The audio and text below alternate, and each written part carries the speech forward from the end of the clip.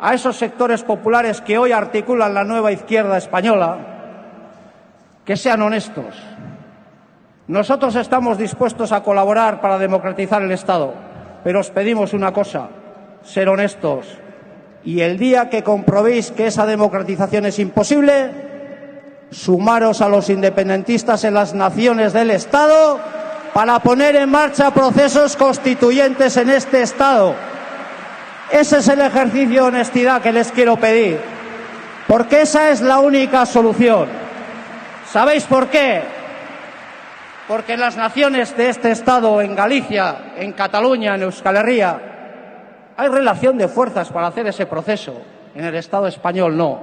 Por eso, en justa reciprocidad, les quiero pedir que sean honestos y se sumen a estos procesos. Para que algún día España sea roja, republicana y laica, esa España tendrá que estar anteriormente rota.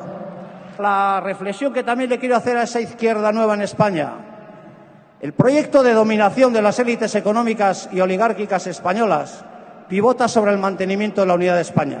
La unidad de España es la clave para mantener ese proyecto de dominación. Por eso los procesos de liberación nacional, los procesos de ruptura democrática nacional son la garantía para que realmente haya una democratización real en el Estado. Es el voto independentista el que pone en cuestión ese sistema de dominación.